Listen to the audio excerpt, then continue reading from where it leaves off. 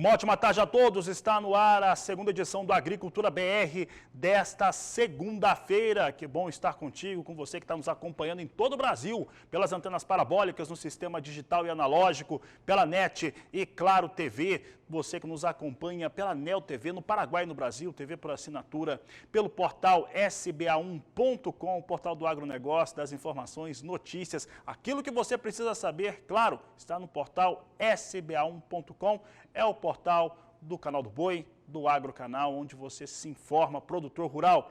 Você também nos acompanha pelo Facebook do Canal do Boi e as dezenas de páginas que levam o nosso programa. E a partir deste momento, a TV Imaculada está linkada no Agricultura BR, levando o nosso programa em sinal aberto ao estado do Mato Grosso do Sul. Sejam todos bem-vindos.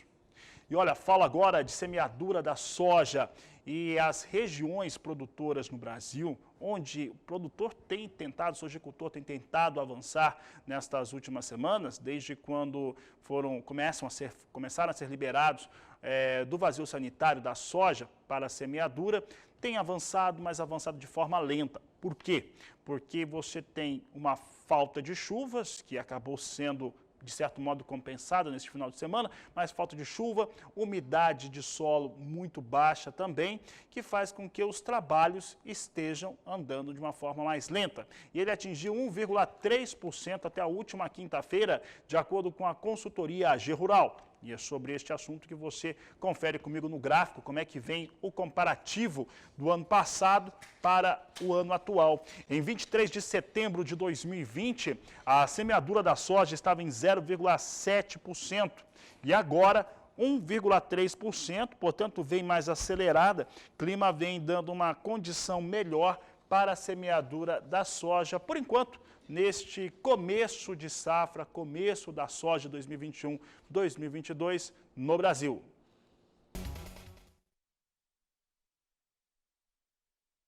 Sigo falando de semeadura da soja e agora do principal estado produtor do país, Mato Grosso, que teve um avanço importante de 0,90 pontos percentuais, atingindo 1,20% de uma área de destino para cultivo de soja superior a 10 milhões de hectares. É o que você confere comigo agora na tela, é o estado do Mato Grosso. Você vê aqui que a área, inclusive, chega próxima a 11 milhões de hectares. São 10 milhões e 840 mil hectares no Mato Grosso. É uma área 3,6% superior àquela ocupada com a campanha 2021. Semeadura, como eu disse, 1,20%, ali um avanço quando se compara com o ano passado, um avanço de 0,45 pontos percentuais, de acordo com o Instituto Mato Grossense de Economia Agropecuária. Lembrando ainda que no Mato Grosso a região oeste é a mais adiantada, chegando a, nesse momento, a estar cultivado 2,55%.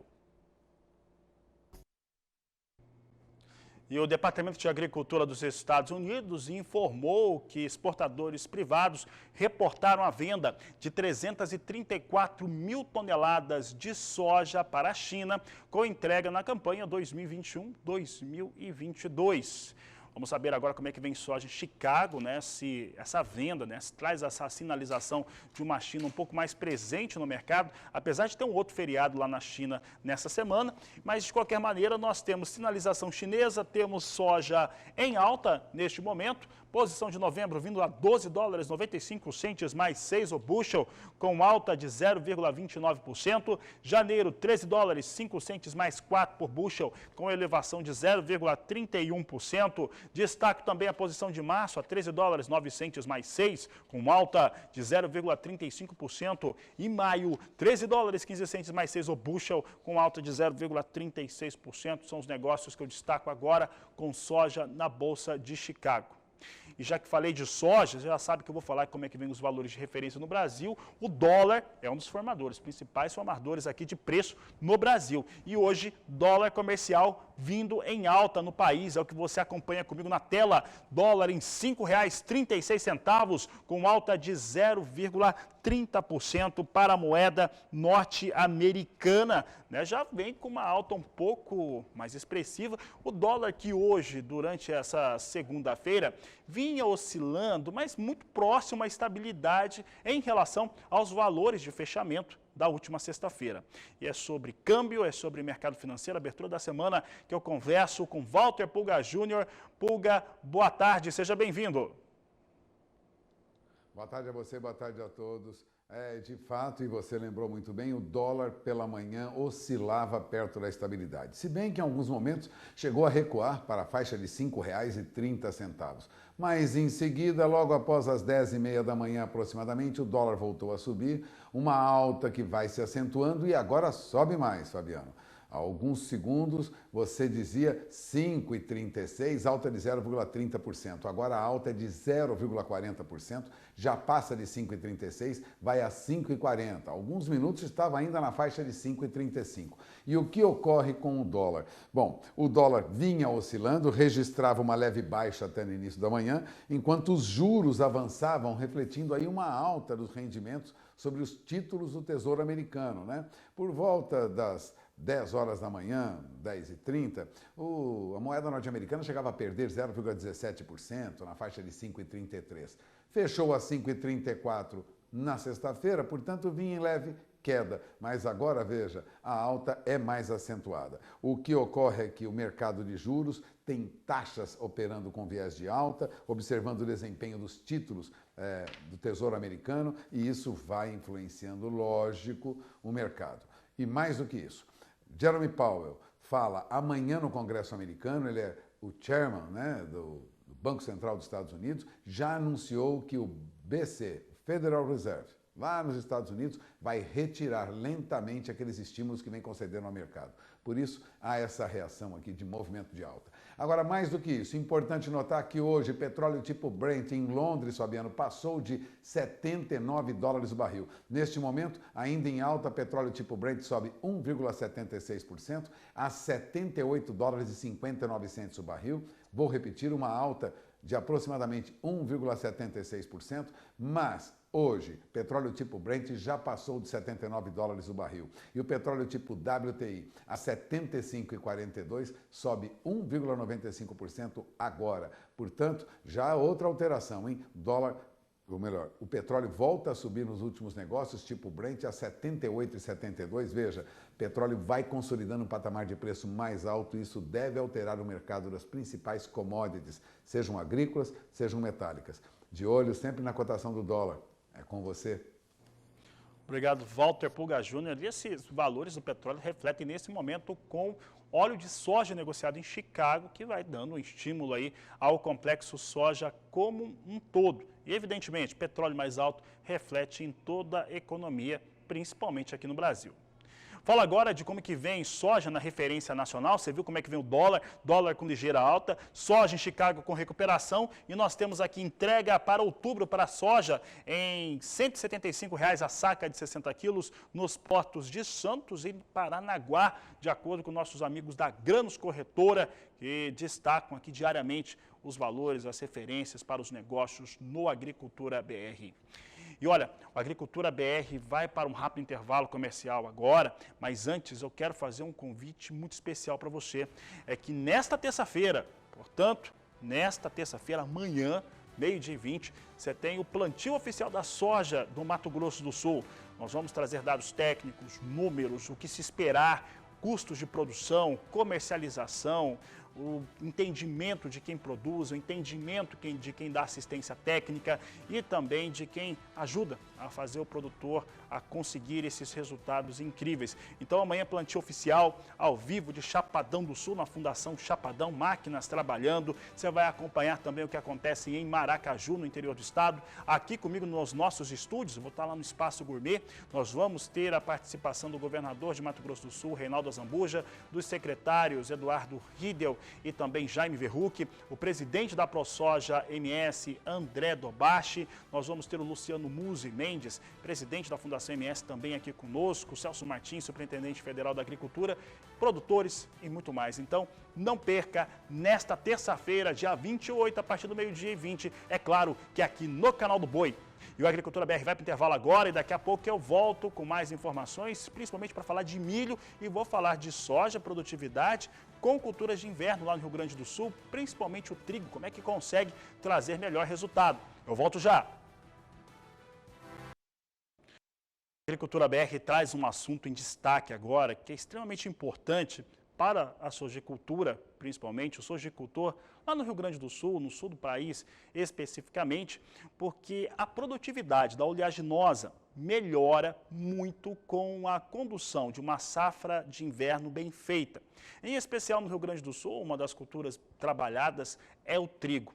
Para falar a respeito destes resultados e também de um giro técnico digital que vai mostrar aí 10 propriedades rurais e como que elas conseguiram atingir bons desempenhos, eu vou conversar agora pela internet com o Fernando Wagner, ele que é gerente comercial para a América Latina da Biotrigo e conversa conosco agora.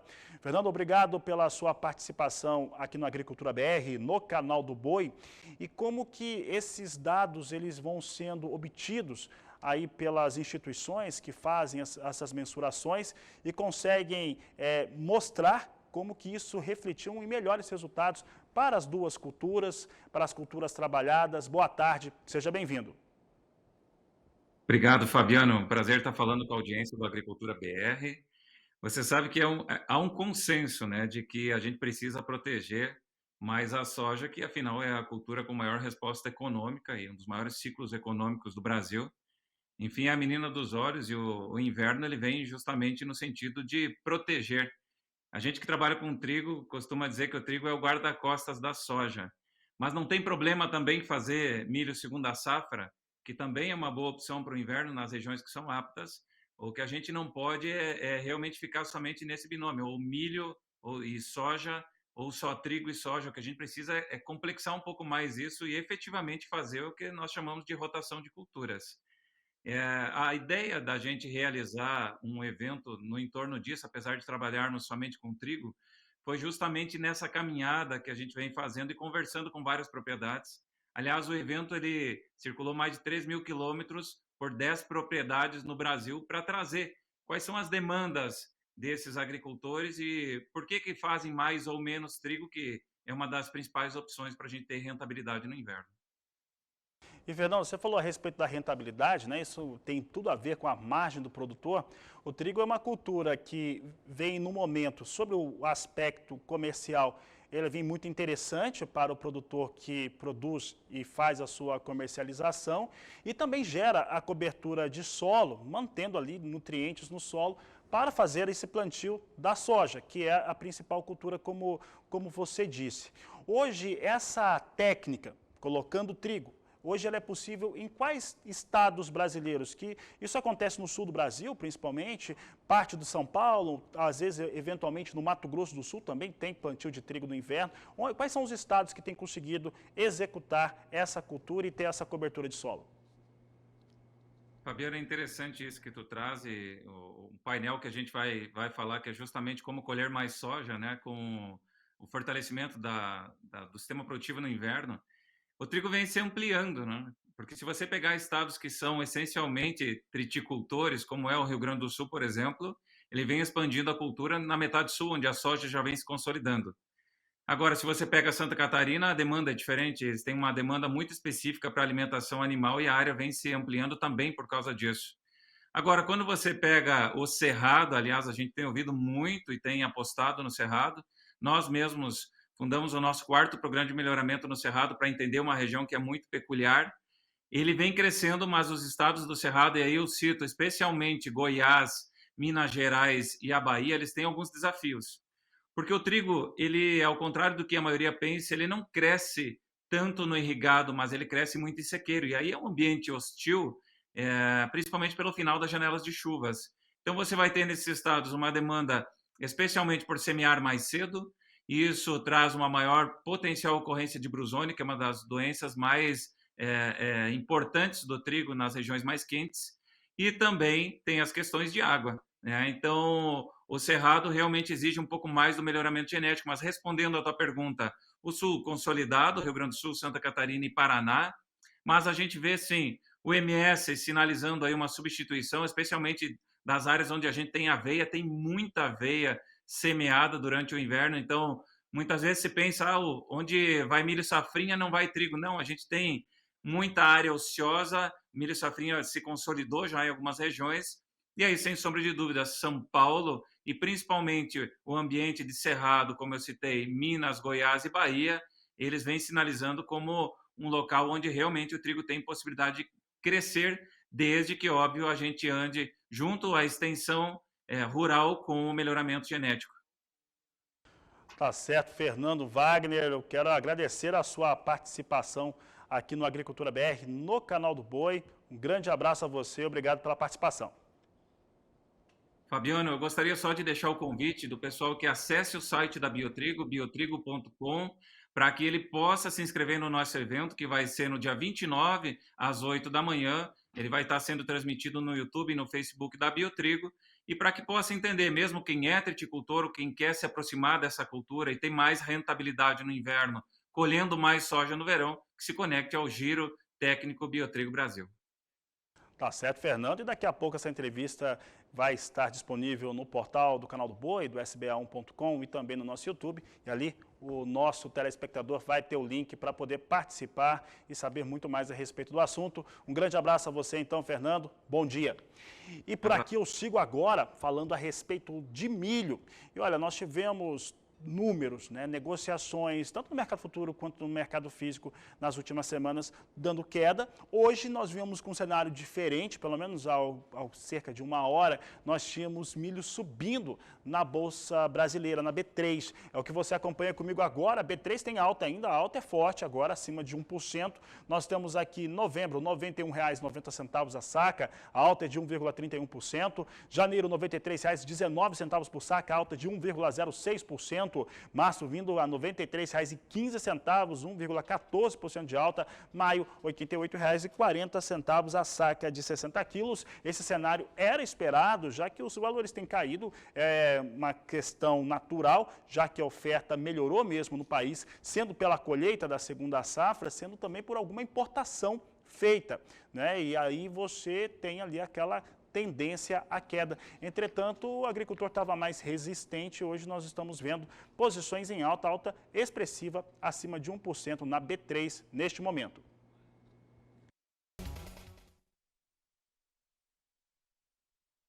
Sigo falando a respeito de milho, agora no Agricultura BR. Você acompanha comigo destaques em relação ao milho negociado em Chicago. Você vê aqui a posição de dezembro a $5,39 mais 4 bushel, a queda de 0,33%. É o mesmo recuo identificado na posição de março, $5,46 mais 6 o bushel. Maio vindo com 5,51, perdendo 0,23% e perde a posição de julho 0,37% para o milho negociado em Chicago a $5,50 mais 4 bushel, trazendo para você aí um cenário do que vem ocorrendo neste momento com o milho negociado lá nos Estados Unidos, na Bolsa de Chicago. É o destaque aqui do Agricultura BR.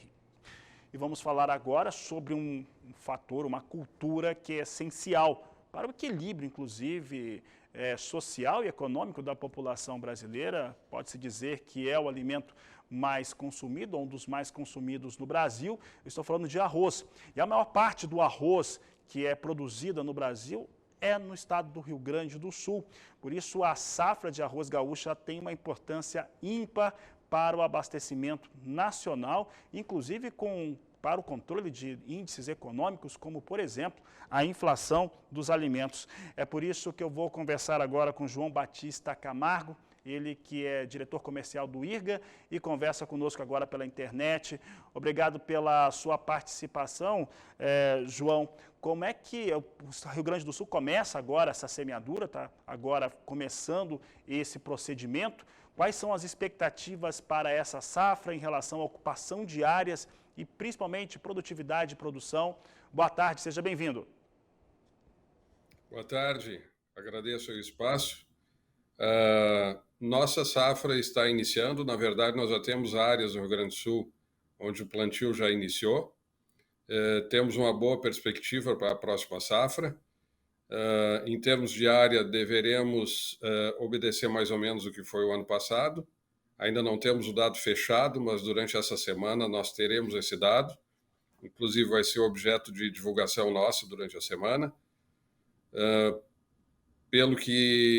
Pelo andamento com a qual o plantio iniciou, Nós esperamos ter um bom rendimento agora, ainda temos um período de chuvas nos castigando um pouco nesse momento, mas algumas regiões já conseguiram dar início. João Batista, em relação a essas estimativas, o IRGA tem acompanhado aí o produtor gaúcho e o que vem acontecendo durante o desenvolvimento das lavouras. O que podemos apontar como distinto, como diferente nessa safra nova 21-22? Uma das questões que mudou bastante é a questão do custo, e isso nos aflige bastante. Nós tivemos na safra 2021 um custo levantado pelo IRGA de R$ 72,00 e alguns centavos. O preço que nós trabalhamos hoje nos remunera a safra anterior, porque o custo do IRGA é apenas um guia, cada produtor tem lá a sua gestão e tem o seu custo próprio. E para frente, o diferencial é justamente esse, um dos principais, é que nós temos um custo bastante expressivo, maior do que foi a safra anterior. Nós tivemos produtos como fertilizante, que em muitos casos dobraram de preço, portanto o produtor já deve ter esse olhar mais atento para a viabilidade dessa próxima safra, já que nós não temos uma garantia de um preço que se possa determinar hoje como certo lá a partir da colheita. João Batista, para encerrarmos aqui a nossa entrevista, nós estamos vendo um custo de produção que ele subiu generalizado para o produtor rural brasileiro e para o produtor de arroz principalmente. Ele sobe esse custo de produção. A aquisição do cereal pelo consumidor aqui no país também está mais caro. Como é que estão as margens de rentabilidade deste produtor? Uma vez que ele deve estar vendendo mais caro, seguramente, mas ele também tem um custo bem maior do que se tinha em safras anteriores. Como é que está essa equação, falando de de uma medida geral, para esse produtor do Rio Grande do Sul? O arroz, a partir do ano passado, ele teve uma realidade diferente. Ele mudou de patamar na safra no ano 2020 e apenas ele recuperou uma defasagem de muitos anos. Claro que em 2020 o arroz chegou a preços que não são também normais. Ele foi a mais de R$ 100 o saco em algumas regiões, em algum momento, e isso não é o normal. Mas o consumidor já assimilou essa suba e ela hoje ela vai fazer parte da vida do consumidor dessa forma, daqui para frente. Em relação à rentabilidade, é o que eu falava antes. O produtor passou muitos anos com margem negativa, inclusive. Então, ano passado, nós tivemos essa mudança de patamar, significou na safra anterior uma realidade bastante diferente, embora muitos não tenham conseguido atingir aqueles preços, quando subiu já haviam vendido, e agora nós vamos entrar numa outra safra com essa realidade já posta, e a tendência é estabilidade. O consumidor, a meu ver, ele já assimilou e tem que ter em consciência que o produto arroz ainda é um dos produtos mais baratos da cesta básica, em que pese tenha havido esse aumento, essa mudança de patamar, os níveis de preço hoje são outros, mas ele continua estável e deverá continuar estável com a safra se avizinhando com boas perspectivas e o que é mais importante, uma segurança no abastecimento do mercado. Tudo isso eu acho que é fator positivo para o consumidor.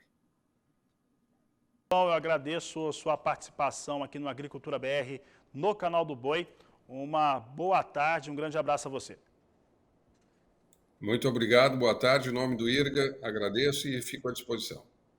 Muito obrigado. Por aqui o Agricultura BR vai para o intervalo comercial. Daqui a pouco você vai ter a previsão do tempo. Muita gente esperando a previsão do tempo com a Renata Ferreira. Daqui a pouco ela vai falar sobre as chuvas, comentar quando que vem mais chuva. Choveu bem em parte do centro-sul do Brasil e isso já melhora demais as condições de solo. E depois das secas, as chuvas vão voltando para a região centro-oeste do país. Este é o assunto de Renata Ferreira. Boa tarde, Renata. Boa tarde, Fabiano. Boa tarde a todos que acompanham a Agricultura BR.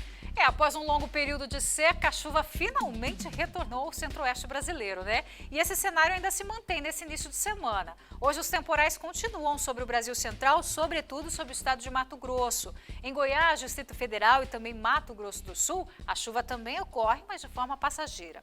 Mas enquanto as chuvas avançam pelo interior do país, no Nordeste as precipitações seguem restritas à costa. E essa chuva chega por lá por conta da circulação marítima que favorece a formação de nuvens carregadas. Mas enquanto as áreas litorâneas seguem molhadas, no interior o tempo segue seco e com isso o número de queimadas aumenta consideravelmente. Na Caatinga, os focos de incêndio já passam dos 8.600 registros, um valor que representa 132% a mais que no ano passado. Segundo informações aí do Instituto Nacional de Pesquisas Espaciais, o INPE, a Amazônia já registrou mais de 53.050 focos de queimadas desde o começo deste ano. O Cerrado ocupa a segunda posição em relação ao número de focos registrados, com mais de 48.927 casos. Mas a boa notícia, Fabiano, é que o dia será chuvoso em parte dessas áreas, o que já alivia um pouco o número de queimadas, né? Tem previsão de chuva forte hoje entre o Amazonas, região central do Pará e sul de Rondônia, devido às instabilidades no alto da atmosfera. Nas demais áreas da região, os temporais ocorrem de forma isolada, especialmente no período da tarde.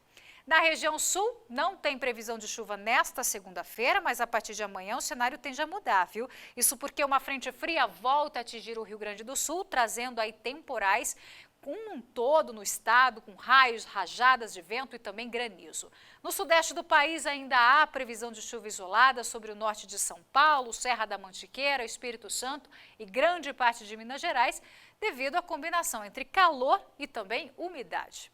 Bom, Fabiano, de forma geral, a semana já começa chuvosa e com temperaturas relativamente menores que na última semana. Mas daqui a pouco eu volto com mais detalhes do tempo durante toda a nossa programação. É com você. Obrigado, Renata, pela participação. Aqui no Mato Grosso do Sul, em parte do estado, choveu bastante já nesse domingo, tendo chuva sendo registrada em praticamente todos os municípios do sudoeste do estado de Mato Grosso do Sul. E olha, por falar em Mato Grosso do Sul, nós teremos nesta terça-feira o lançamento oficial do plantio da soja do estado. Ele é uma iniciativa da ProSoja MS, do Canal do Boi, do governo do estado de Mato Grosso do Sul e também da Federação de Agricultura. Ele vai ocorrer a partir do meio-dia e 20, dentro do programa Agricultura BR, do nosso programa aqui no Canal do Boi. Nós vamos ter máquinas trabalhando ao vivo em Chapadão do Sul e também em Maracaju. Então, não perca. Nesta terça-feira, espero vocês para este grande lançamento. Mas eu volto logo mais às 16 horas na terceira edição de Agricultura BR. Por aqui eu vou ficando, desejo a todos uma ótima tarde, um grande abraço e até mais.